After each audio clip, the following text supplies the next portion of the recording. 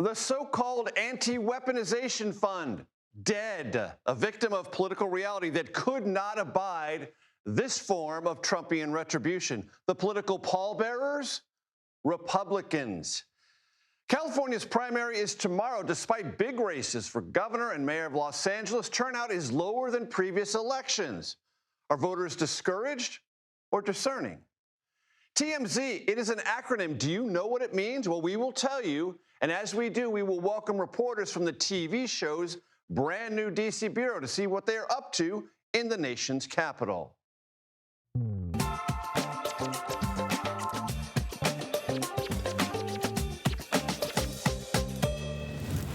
Hello, everyone. I'm Major Garrett in Washington. Welcome to the Takeout. Now, you know I think about this show as a continuous conversation. That's not the way most TV shows go. But hello, this is not most TV shows, right? Short time ago on this program, I opened up wondering about what I called YOLO Republicans. Those freshly defeated Republicans bulldozed in primaries by MAGA favorites endorsed by President Trump. Would they rebel, I wondered? Would they threaten Trump's agenda? The Wall Street Journal, which I read with relish, outdid my YOLO Republican terminology, came up with a new term, Wounded Bear Republicans. Today's news about the now defunct, and I mean really defunct, anti-weaponization fund, to me, conjures up a hybrid Republican renegade, the YOLO Wounded Bear. All weekend, the White House said it was not budging an inch on the phone, said the $1.8 billion set aside was legally valid and politically defensible. This despite ample and vocal GOP resistance to it on substantive, legal, and political grounds. Then came Trump's meeting today at the White House with House Speaker Mike Johnson, hardly a YOLO wounded bear. Johnson, quite to the contrary, is an assiduous and skilled herdsman of loyal and wayward Republicans. Freedom Caucus members, Problem Solver Caucus members, YOLO Republicans, Wounded Bear Republicans, and taxonomies yet to be identified. Johnson has to count votes and count them precisely. He only has 2 to spare. After Trump met with Johnson, came word the White House would abandon the fund. The proximate reason? A judicial ruling blocking it. Oh, wow. As if a judicial ruling blocking something this White House set in motion had ever stopped or slowed it down before. Republicans stopped this cold. To use a phrase from just last week, that was the final determination. With the story, we turn now to Ed O'Keefe at the White House. Ed, tell us what you know. I mean, you nailed it there. It was a telling signal this morning when we got word the House Speaker was coming over here. He doesn't come over here that often by himself, and even if he ever does, they don't necessarily always announce it.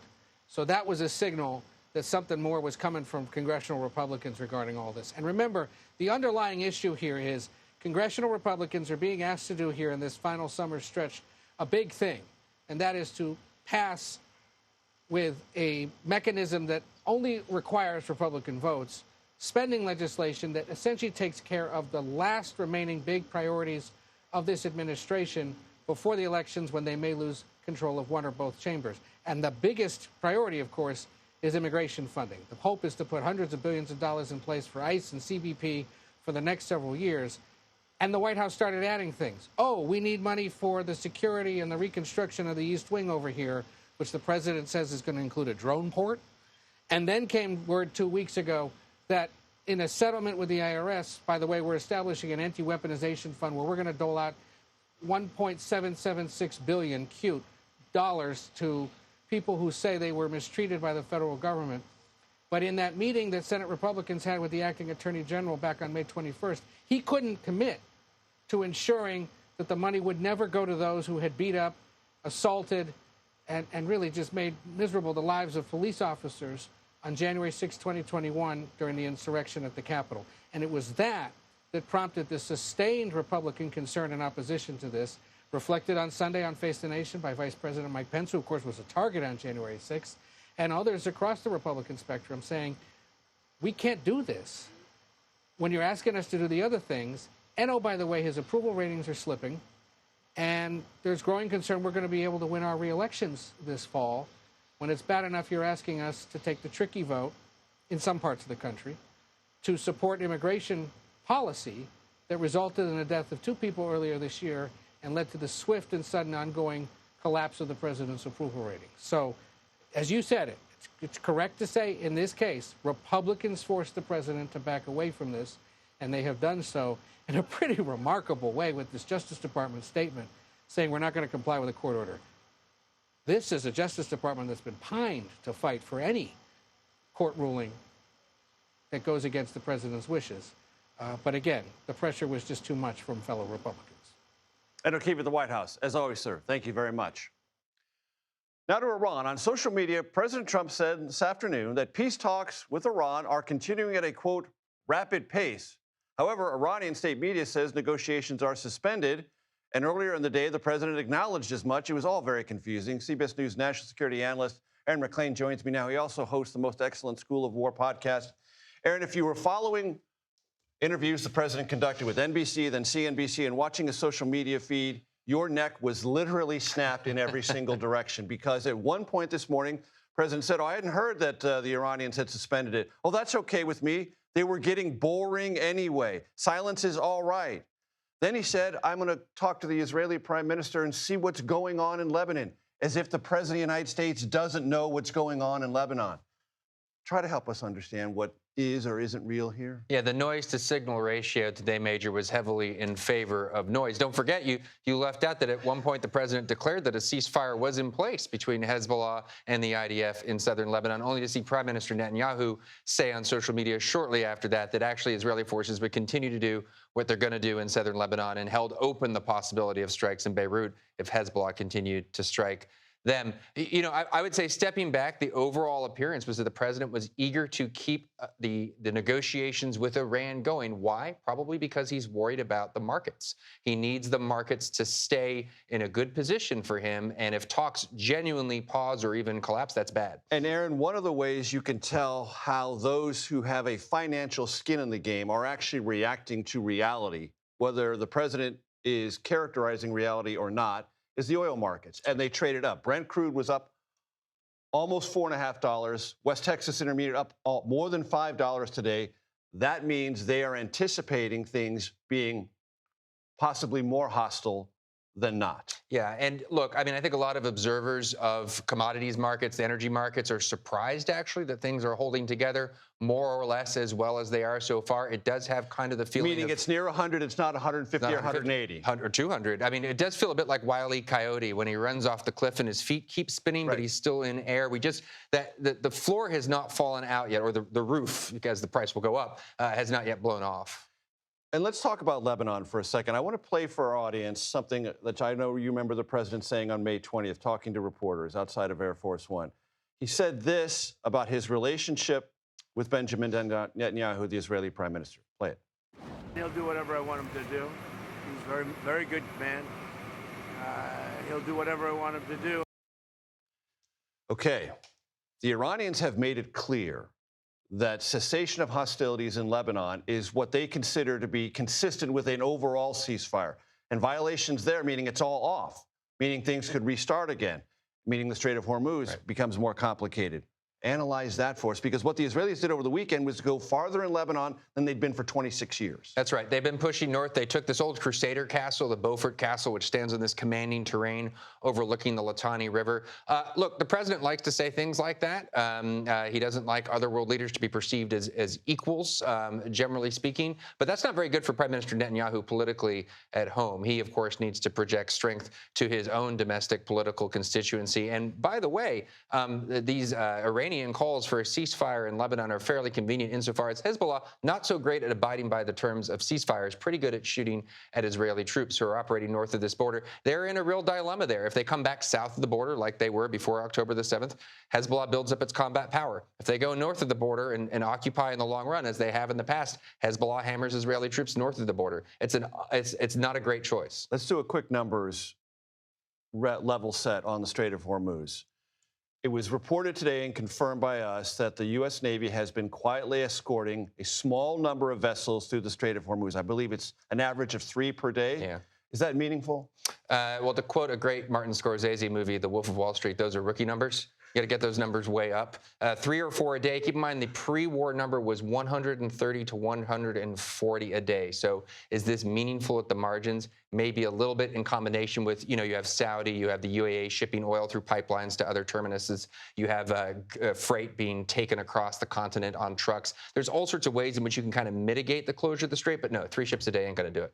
We love all references to movies, especially Martin Scorsese movies. Aaron McLean, thank you very much.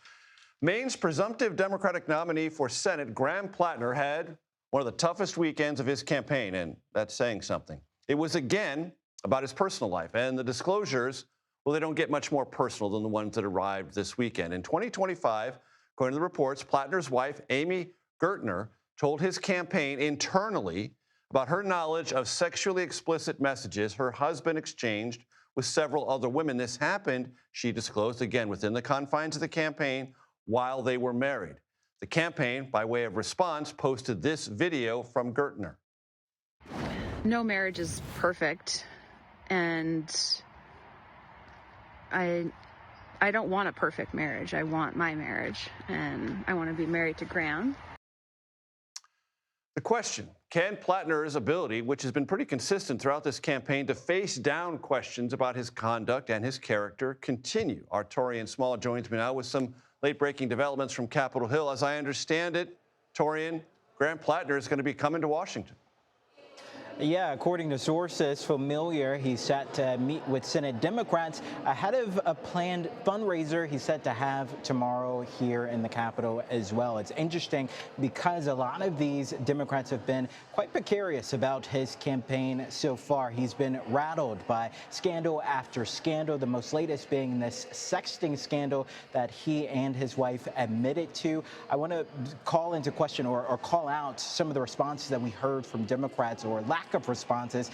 Senate Minority Leader Chuck Schumer just made it to the Capitol a couple of hours ago, and he said not now, when repeatedly pressed on whether or not he wanted to give a statement on his confidence in Platner. Over the weekend, we heard from some Democrats like Senator Chris Murphy, who was on Face the Nation. He said there's still a clear contrast between Platner and President Trump, and he said he still believes he's the best candidate for this seat. And as we know, he's running unopposed, considering his primary opponent, the current governor of Maine, dropped out. So it looks like you said, he's the presumptive nominee, and he's still likely to win his primary.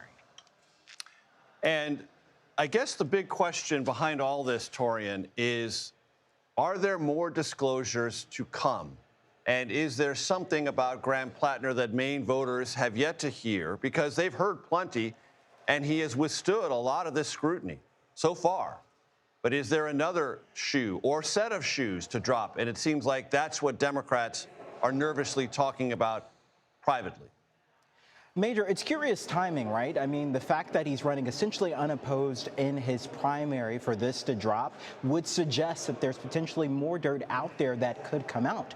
He's certainly not alluding to it. And in fact, he's saying that this is a problem drummed up by the media when addressing this. His campaign, his wife, have been pretty rabid in their attacks on the press for reporting this story. But he still has several months to go after his primary, and it's likely that his Republican opponent, Senator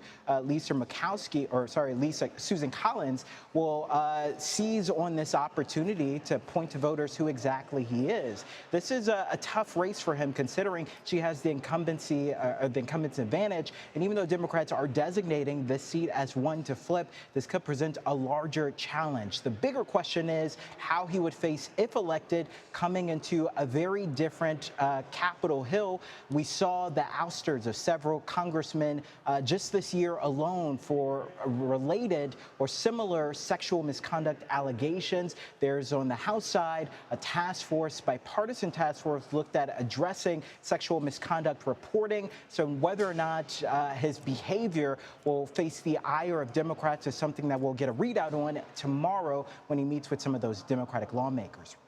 Torian Small on Capitol Hill, thank you very much. Now to Africa, where confirmed Ebola cases continue to rise in the Democratic Republic of Congo. There's also some good news.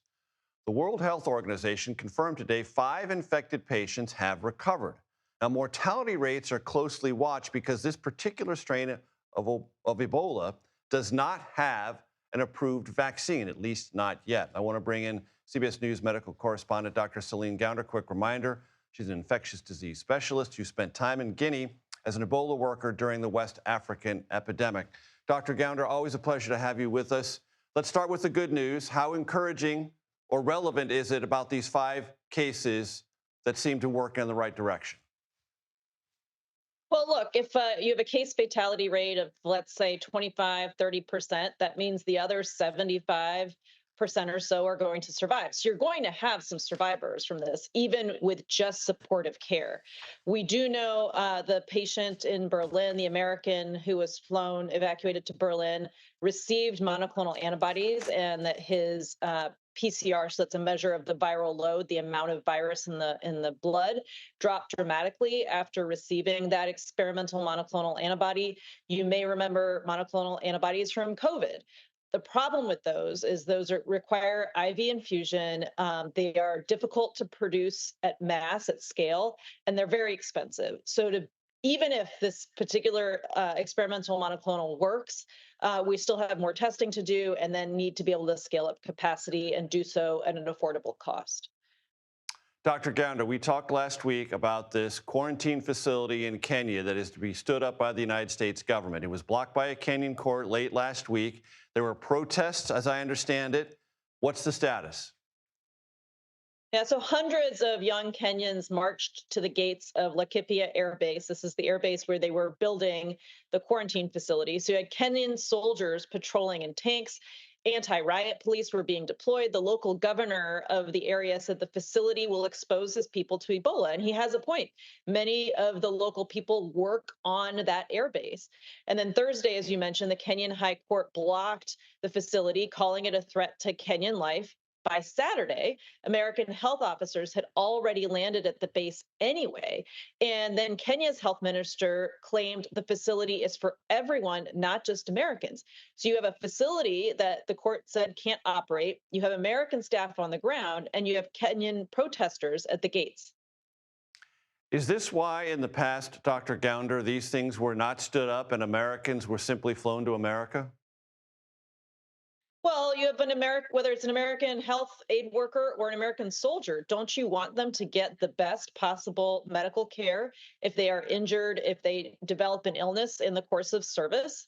And the best way to do that is as early in their course of illness, whatever the cause, as possible before they deteriorate. And so to send them to a Kenyan facility that is being stood up ad hoc at the last second without all of the normal infection control capacities, the normal kinds of equipment that you would want, for example, being able to put somebody on a ventilator, being able to give them dialysis, being able to give them heart-lung bypass. That's not going to be the kind of care they're going to provide there. And so you're basically dooming them to this middle tier of care in a field hospital when they should be flown to the very best that we have built here in the U.S. over more than a decade with billions of dollars. We have built the capacity to treat patients just like this. Dr. Celine Gounder, appreciate it as always. Thank you. Still to come, new Trump administration plans to speed up denial of asylum claims. CBS's Camilo Montoya Galvez shares his exclusive reporting. Plus, we take you to California ahead of tomorrow's primary, a check-in on the race for governor and Los Angeles mayor. Plus, TMZ may be new to Capitol Hill, but it has already made its presence known. 2 members of TMZ's Washington Bureau join me. The Takeout returns in 90 seconds.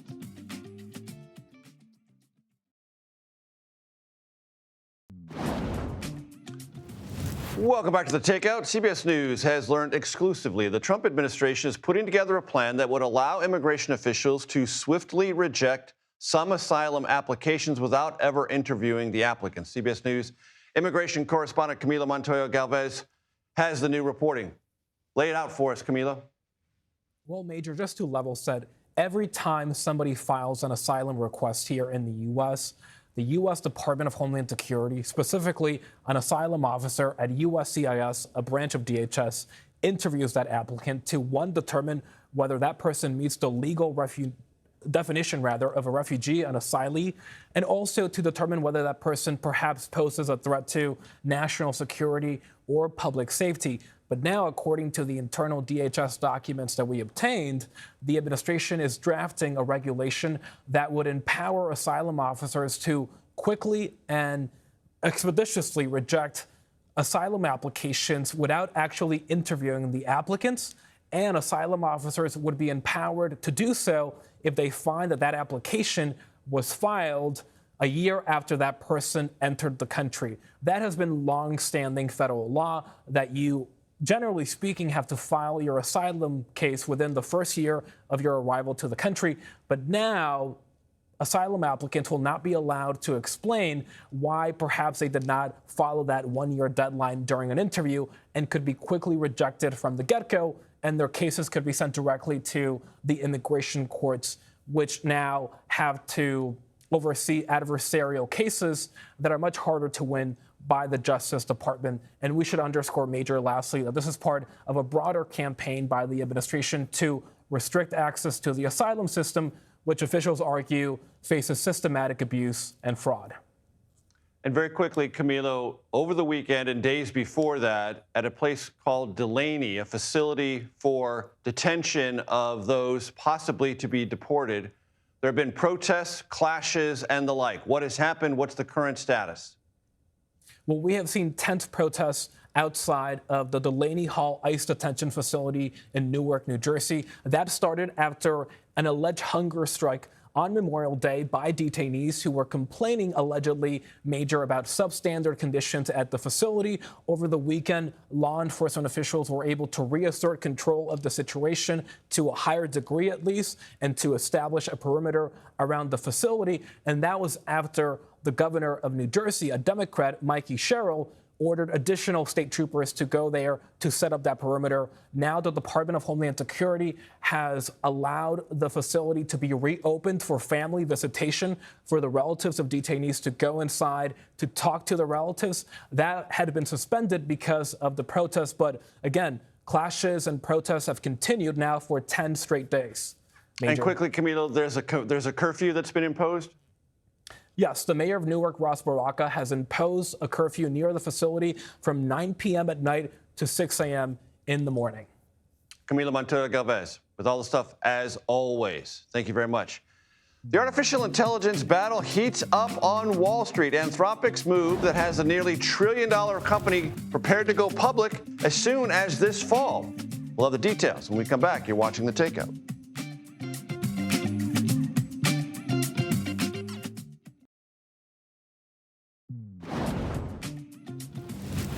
Welcome back to The Takeout. Welcome to the Conversation Corner. Here is a look at what else we and now you are watching this evening. There's a new chapter opening in the artificial intelligence profit race on Wall Street. Today, Anthropic announced that it had submitted a confidential filing with the Securities and Exchange Commission for a proposed initial public stock offering. The company says it has not decided on the price of shares. The artificial intelligence behemoth is valued at nearly $1 trillion and could become the second or third largest initial public offering in American history. Its rival, OpenAI, valued at $850 billion, but it has not yet filed its paperwork, though it is intending to do so, with the SEC about its own initial public offering. A former Colorado County clerk convicted in an election fraud scheme is out of prison today. In 2023, Tina Peters was found guilty of breaching voting systems in search of unfounded election fraud claims and evidence. Last month, Democratic Governor Jared Polis commuted her sentence after pressure from President Trump. Shortly after her release, Peters repeated a debunked conspiracy theory that voting machines cheated Trump out of winning re-election in 2020. We are about 24 hours away from several very high-profile primaries in California. The governor's race and the Los Angeles mayor's race are two of the biggest, along with several congressional contests, which will be conducted under newly redrawn district lines. Now, according to Political Data Incorporated, more than 3.5 million mail-in ballots have already been cast. Compared to 2022, the number of Democrats who voted early, down 2%. The number of Republicans voting early, up 2%. Melanie Mason joins me now. She is the California Bureau Chief for Politico and co-author of Politico's much-read, at least by me, California Playbook. Melanie, it's great to have you with us. Do some quick numbers. 23 million registered voters in California. 45% of them registered Democrats. 26.7% registered independents. 25% registered Republicans. What, if anything, do these early vote totals suggest to you? Well, it suggests a couple of things. The first is the fact that we saw Democratic voters hold on to their ballots for so long. That the numbers that you just showed from political data really show that it seemed like Democrats didn't know where to touch down on this race, and particularly the governor's race. And so we saw them holding onto their ballots quite late. And I think that means that we're probably in for a long night tomorrow, because these late mail ballots coming in means it might be days really before we know what the outcome will be. But I think it just speaks to the very unsettled nature of this race. I mean, remember, just 6 weeks ago or so, that we were all talking about former Congressman Eric Swalwell as the likely frontrunner of this race. Now we are looking at this race between Javier Becerra, who really kind of came out of nowhere, Tom Steyer, who has been spending well over $200 million on this campaign, and Steve Hilton, the Republican, who has the backing of President Trump, and then a whole lot of other candidates, including some like pretty significant Democrats, people like Katie Porter and Antonio Villaraigosa. So it's been a confusing race, and I think the fact that Democratic voters have been holding onto their ballots as long as they have just sort of shows that people didn't glom onto a candidate particularly early. Two questions, and they are procedural. One, 61 names on the ballot for California governor. That's got to be injecting some manner of confusion into the process of finding the candidate you actually want to vote for. And second, convey to my audience as a quick reminder what the top two primary format in California means. That's right. Well, I'll take that second one first. So California has this top two primary, which means that regardless of party, the top two vote getters will advance in these primaries to November. And that caused a lot of panic, particularly for Democrats early on, because they were seeing so many Democratic candidates. Democratic voters fractured among all of these candidates. And meanwhile, there are two Republicans who were consistently polling at the top of the polls. And Democrats thought in a state where they have such a registration advantage that there was a possibility that they would be boxed out of the top two entirely. That is almost certainly not going to happen now. We have seen the race sort of reshape itself over the last couple of weeks. In fact, it is possible we might see two Democrats advance instead. But that top two primary has given a lot of heartburn to Democrats. In fact, there's now a new effort to repeal that, to sort of roll that back, because I think Democratic operatives were so twisted up in knots over the possibility that they could have egg over their face and not have a candidate in this race.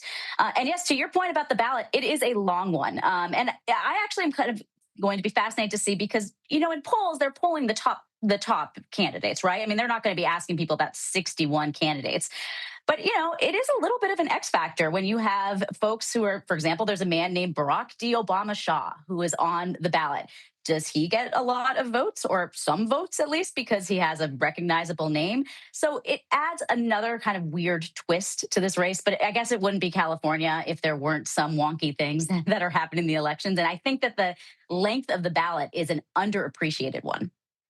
And quickly on the Los Angeles mayor's race, what are you watching for there? And do you think there'll be a known victor after Tuesday night? I think that it is unlikely that we will have a sense of who the top two are that are advancing. It's possible that we might see who has sort of established enough of a lead to secure sort of that first place. But look, what we've watched in this race is kind of this amazing national spectacle around Spencer Pratt, who is this, you know, reality TV star who lost his home in the Palisades fire last year and really has become this phenomenon online for his candidacy. You know, there's a lot of very loud, very vocal Spencer Pratt supporters. You know, we see them online all the time, and I hear it in California, in Los Angeles. But at the same time, it's also a lot of people outside of the state, right? If you see tweets about him, they'll say, you know, if only I were in Los Angeles and could vote for you. So I think we're waiting to see how much of the Pratt phenomenon is sort of generated outside of the LA voter base. Or, as he claims, are there hidden Pratt voters, Democrats or independent voters who maybe wouldn't align with him politically, but are so frustrated with the state of the city that they might say, well, let's try a change.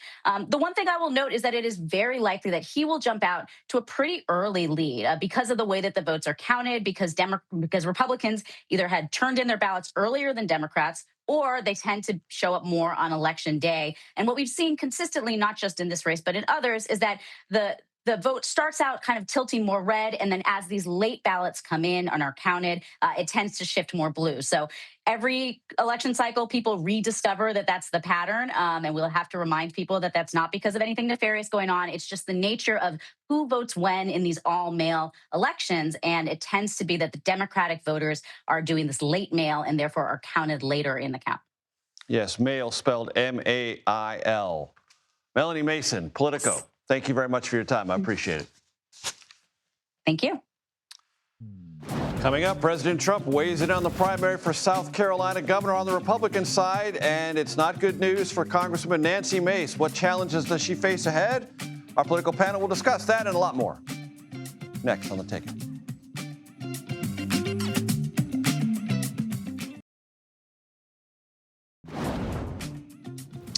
Welcome back. Political panel time. Let me introduce them. Harrison Fields, former White House Deputy Press Secretary under President Trump, making his first Takeout appearance as a CBS News political contributor. Dan Cannon is a Democratic strategist, former Battleground States Director for Kamala Harris's presidential campaign. Welcome to you both. Harrison, congrats. Good to have you aboard. Let's talk about Nancy Mace. The iron rule here is if I go to it before we go to break, we have to bring it in when I first come back. So she was running fifth of 5 Republicans in the governor's race in South Carolina. Not a huge surprise she doesn't get the endorsement from President Trump. Interestingly, on social media, she posted that the proximate cause may have been her pressing for transparency in the Epstein files matter, saying, if this is the price of an endorsement, I will never pay it. How do you think that's going to go down, Harrison? Yeah, when all else fails, sometimes people resort to being a sore loser. It was very clear based on the polls where the president endorsement was going to go. The lieutenant governor is extremely qualified here. The governor endorsed her as well. Pamela Everett is the lieutenant governor, and the governor, as you said, Henry McMaster, had endorsed her months before. That was kind of a tell because he and the president very close. Very close. Yeah, so I think there was no surprises out of this race. And, there's a lot of conversations about the president's endorsements now. His endorsement rate is probably... Within the Republican Party, it is absolute gold. He's batting 1,000. Nearly 1,000. And, there was a little consternation about his decision in Texas. For a lot of South Carolinians who are looking at the president for this level of endorsement, they're probably breathing a sigh of relief. Nancy Mace would have made that race a little bit more complicated. I wish her well. I know she's very dedicated in a lot of different tasks that she goes out with, especially defending women. But this race is going to be clear, and it will be Governor Everett very soon. Dan, I want to give you a chance to talk about however much you want to talk about what happened with Graham Platner's campaign over the weekend. Related to that, a few moments ago, Janet Mills, governor of Maine, was in the race, suspended her campaign. She just put out a quick sort of milquetoast reminder. People have the impression that I withdrew or dropped out, but I simply suspended my active campaigning. I'm still on the ballot. Yeah. How do you think this weekend's events, Graham Platner's reaction, which was a little more unsteady than he'd responded to other things, puts the race? Well, I think there was a really good reason, evidently, why Chuck Schumer, the DSCC, was pushing for an alternative Democratic candidate. Senatorial Campaign Committee, yes. And there was on the left... Pushing Janet Mills very hard. Pushing Janet Mills hard. And on the left, in the online left especially, there was consternation about the DS, Chuck Schumer's committee, putting his thumb on the scale in that race. The establishment. Obviously, I think they saw something in Platner that was concerning, and we'll see what the voters say about this. Now, Platner, to date, has weathered a lot of criticism and critiques. Right. It is unclear how this will play with voters. I'd say that truly, one way or the other, we'll see. He's got to answer for this. His wife had a video that was compelling, but he's got to now speak to this and convince people that he can be trusted based on not just his behavior, but the idea that this is another shoe dropping and what else might be Are there dropping. more shoes? Yes. Now, I've said this a lot, but 2006 was a fight election. The Iraq War, kick him out, just change the guard, right? 2008 was the turn the page. If 2026 is purely about the fight, perhaps Platner can survive this. But if he's got to convince people in the middle to trust him, he's going to have a harder time. That's, I think, very cogent analysis. I want to talk to you, Harrison, about Los Angeles mayor's race, because Melanie Mason, just on from Political, raised, I think, a really important point. Spencer Pratt has this tremendous, well-earned viral reputation. Can that translate on the ground for Los Angeles mayoral voters, not just the online community, many of whom don't even live in California? What do you think? I think it could. I think people in Los Angeles are desperate for change. there's a reason why his candidacy kind of came forth. It's because he dealt with incompetence at the local level following that devastating Palisades fire. So you have a lot of people in Los Angeles that are wanting change. He could certainly be it. Karen Bass has a lot to answer to her constituents. As I brought up last week, the #1 polling complaint in Los Angeles was corruption in city government. That cannot be a good place for an incumbent to be. At all. Dan? It's not, and it's not just the mayor's race. Jake Levine is a Democrat running in a primary against a sitting member of Congress, Brad Sherman, who Jake would say he's from Palisades. He watched the city and his members of Congress not respond aggressively enough, with enough force, enough speed to that incident, and then looked at decades of not taking care of business. And so besides the mayor's race, there's maybe members of Congress on the Democratic side who will lose their seats if a guy like Jake gets through the top two and is a serious challenge in the fall. I want to ask you about the former First Lady. She's got a book out. She did a very heavily publicized, at least here, interview with CBS Sunday Morning, talking about the debate performance, her sense of it. How do you absorb what the former First Lady is saying about decisions made, her role in them?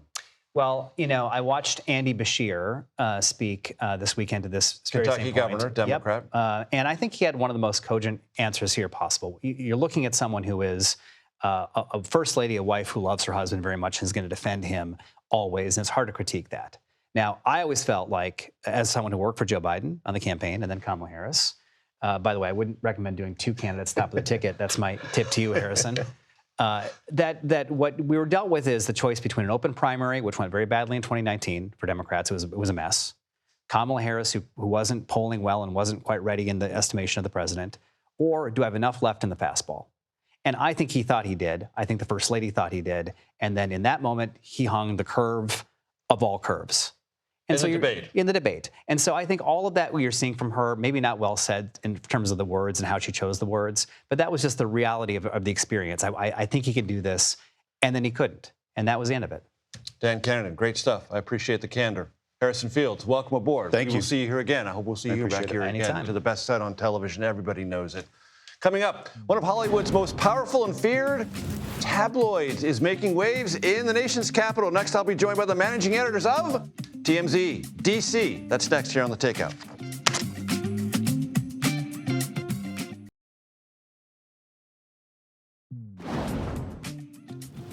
Welcome back. Super stoked about this segment to come, but hold on, prompter operator. Hold on. I'm going to tell you something that you don't know. Most of you don't know. Do you know what TMZ stands for? I know the show. No. 30-mile zone.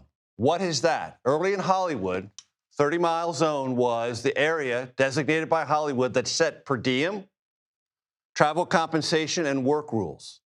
That's how Hollywood controlled cost in its early days. And it's kind of been a part of the Hollywood process for how you pay and compensate people, and also how you control the payment and compensation of people who work in the industry. So that, you're welcome, is what TMZ means. Over the last couple of months, TMZ, you know what it is, it's a TV show, thrown its hat into the D.C. journalistic fray, expanding its presence on Capitol Hill. Take a look for yourself. Why don't you broker a deal right now with TMZ? Say we pass ICE funding, but no more masks, and you have to have a search warrant. Deal or no deal? How are you feeling today? You feeling all right?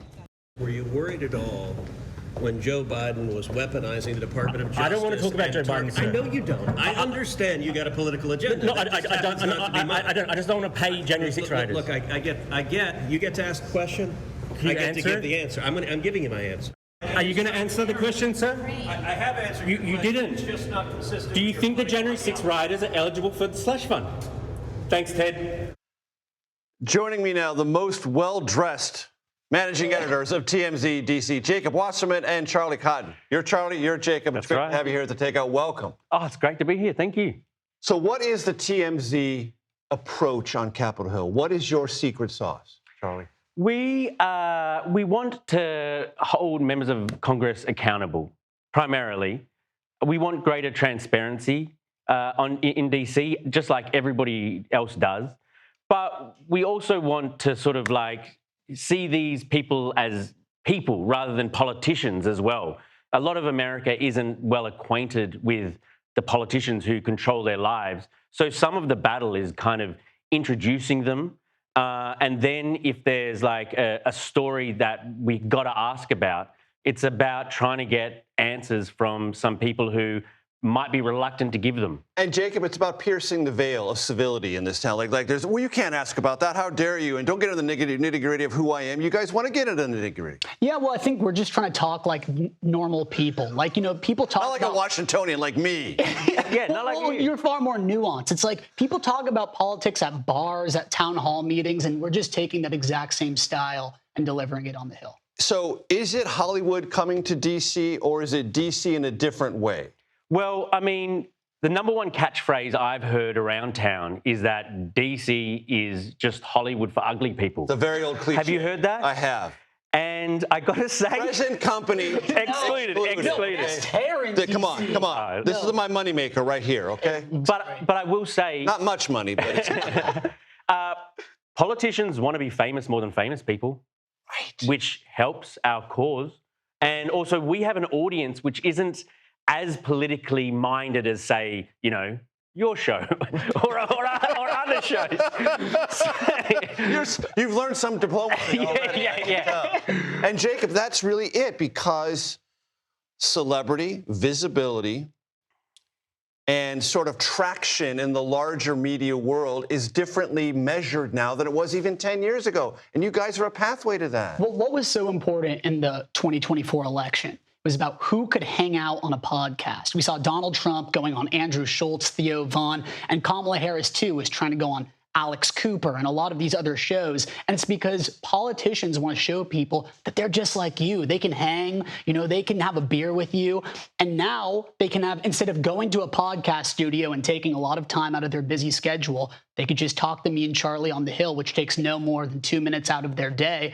And I think really is able to land with people in their district and across the country. Do you have your credentials yet? Yes. All right, that's good. You got your credentials. Oh, it's amazing to have credentials. So now you get to walk around. You get to all the spaces. Yeah. All right. So walk me through a morning conversation at TMZ. Is there a time when you say routinely, most of the press corps isn't even going to go after that, but that's a hook story for us. We're going in that direction. Yeah, I think we have a different perspective on what is news today than a major network. But I also think there are some glaringly obvious stories that you've got to talk about, which are very much in the news. So we will just kind of we want almost the intersection of politics and pop culture sometimes. Hello, that's what Hello.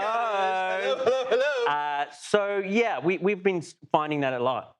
And when you have traveled around Capitol Hill, are you recognizable to members yet, Jake? Yes. It's at the point now where people are coming up to us and they're saying, we want to talk about X, Y, Z, or I saw this, let's talk to my person. We get that all the time. Right. Are the things that they want to talk to you about, super boring?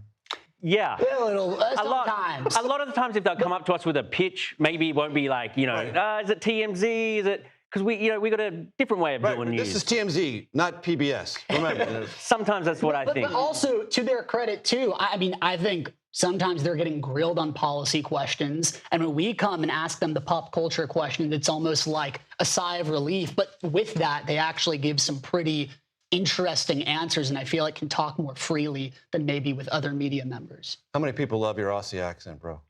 All of you.